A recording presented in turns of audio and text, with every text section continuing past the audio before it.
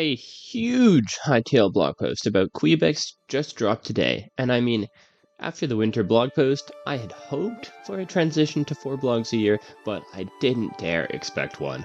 I was expecting the next video I made to be about the 2 recently posted Hytale screenshots, and John Hendrick's tweet confirming a blog post before the middle of the year, not a video about that same blog post that was confirmed. The blog post is absolutely huge, but first, let's briefly talk about the 2 screenshots that were posted this week. The first, which was just showing that branches had been ported back into the game after a little hiatus, which had a lot of people asking where the branches were, and the second, which showcased the return of the legacy pig, now called Mig. We can also see a lot of old foliage has returned, which is an exciting thing to see compared to the relatively barren landscapes that we got to see last year. If you're wondering why my voice sounds a little different, it's because I have this little thing where every time a blog drops, it is the worst possible time for me. Last year, I had several dropping during finals, and one that even dropped right before I went to a Christmas dinner with my family, and this year, I got hit with a double whammy of still having 8 hours of school left for the day when the blog post was posted, and having lent my microphone to my girlfriend for the week, because, in my own thoughts, making a video about a single image on X can wait, and there's no chance there will be a blog post this week. How wrong I was. Tangent aside, let's dive into the blog. The very first clip is a minute-long transition from day to night. You can see the skybox in the background with the clouds fluttering by, and an animated campfire texture in the foreground. It's nice to see we've left behind the glowing pile of bricks from December. You can also see very subtle shadows of the trees sliding along the ground, which I like, because sharp shadows look kind of weird in block games. The next clip has us flying through the very same scene we just saw, seeing flowers, rocks, and the pond that we saw earlier before landing at the mouth of a cave. You can see some hanging roots and even some glowy green stuff in the cave, and the flying animations are the best we've ever seen.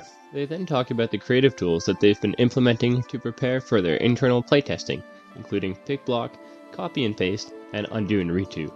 Specifically, pick block is a huge relief because it is so convenient to use when you're doing Minecraft and just building with many different blocks or redstone components at the same time, and the other 2 are going to be very nice to have as well. Moving forward, they say that they've revamped and expanded the POI and encounter system, which is hugely exciting because the prefab system already seemed very detailed and genuinely huge beforehand. Maybe the changes mostly revolve around how we interact with POIs and how we interact with their inhabitants.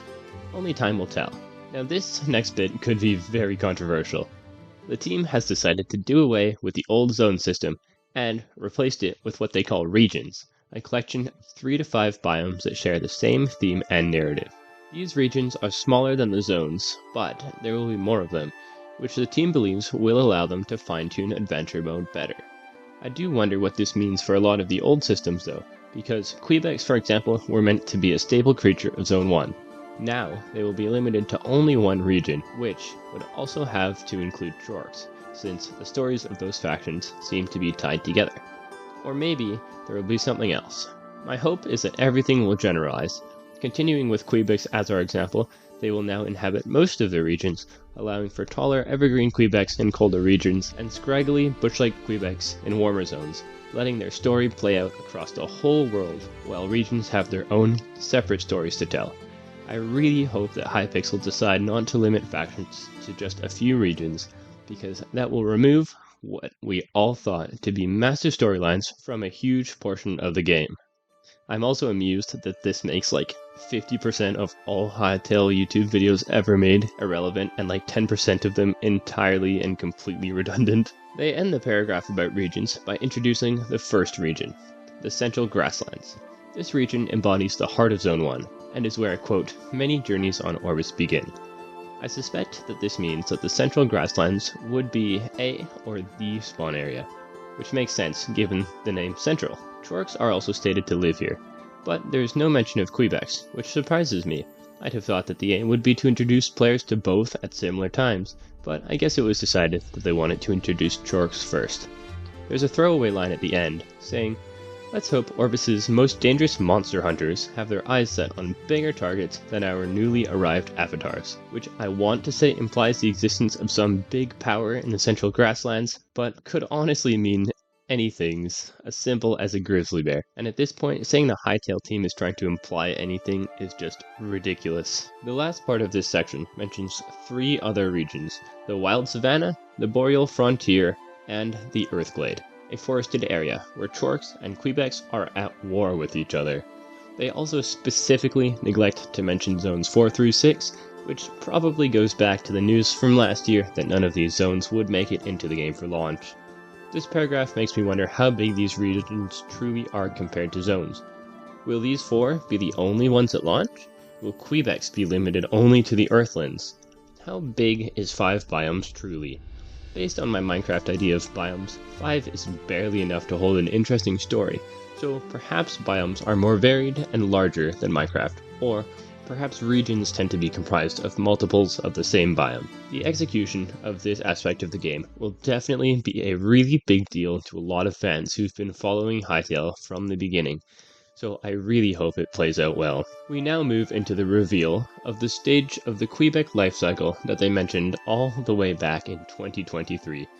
But before they do that, they show off a bunch of fresh new hairstyles for the pre-existing Kweebeck stages. Young Kweebecks adventure out into the world to learn skills and explore their identity, and upon returning home, they take on their adult form. An awesome looking evolution that will fulfill the roles that their village needs, from artisans to warriors to farmers. They show off some beautiful concept art of these mature Kweebecks, as well as a rotating model of a warrior. I must say, I love them so much. I wasn't a huge fan of the Scarrick redesign, but these Kweebecks look awesome, and I can't wait to see them, trade with them, and possibly even spar with them in-game. We also see some concept art and some animations of the lineup of Kweebecks currently in the game, and sorry, the only thing I can think of in this pose is that the tree singer looks like it's going to use a ceiling as a projectile. It would be so funny if they did that in game. You're fighting a warrior, and suddenly the local tree singer just starts hurling seedling after seedling at you. That would be just hilarious. I might lose my focus and die if that happened. We also finally learned some concrete information about Razor Leaves, which I think has been gatekept from us for like 6 years at this point. What we learned is that they are mature Kweebecks who venture further from home than is typical for most mature Kweebecks, and they hunt threats to their village. It's not exactly clear if these threats are Chorks, or if they're bigger monsters like maybe the big spiders that we saw concept art of earlier, or even Void Spawn, but I also suspect that they may spawn near you and hunt you down if you get on the wrong side of Kweebeck kind too many times. This makes sense, because back in the day, it sounded like they were just summoned in if you got on the wrong side of Kweebecks, and that didn't make a ton of sense to me, so I think they'll probably hunt you down, which could become really annoying if you burn down too many Kweebeck villages, which is probably going to be a really big problem for a lot of people listening to this video. We also learned that a Razor Life tattoo on John Hendrick's leg is the reason we've not gotten to see his secret tattoo until now, but I must say, it was totally worth the wait. The action shot with the bow fully drawn is awesome, and the shapes of the Razor Leaf's face is so menacing. The blog post ends with John saying a short little bit about the various teams racing to get their playtesting builds ready. The note is pretty short, which is encouraging to me because the past few blog posts have always ended with a big grand speech about how excited they are to show us the game, etc, and what they're doing for the rest of the year. And now it feels like they're finally giving enough info in each blog post that they don't feel the need to promise more to us at the end of the blog post just to keep us satisfied. That being said, you know I'm going to put out my yes for the next Hytale blog post, which I reckon will be right in the usual June-July time period, probably a late June technical explainer. With how Hytale seems to be going though, I would be completely unsurprised to see many more screenshots of the game on team members' social media accounts, and perhaps even returns of postcards on the official Hytale account. And altogether, this is shaping up to be an exciting year for Hytale. Hopefully next blog post we'll get to see some proper gameplay of adventure, creative, or combat, because I cannot wait to start seeing even more of this game. That is all for today, so until next time, which based on my track record may be a very long time, goodbye!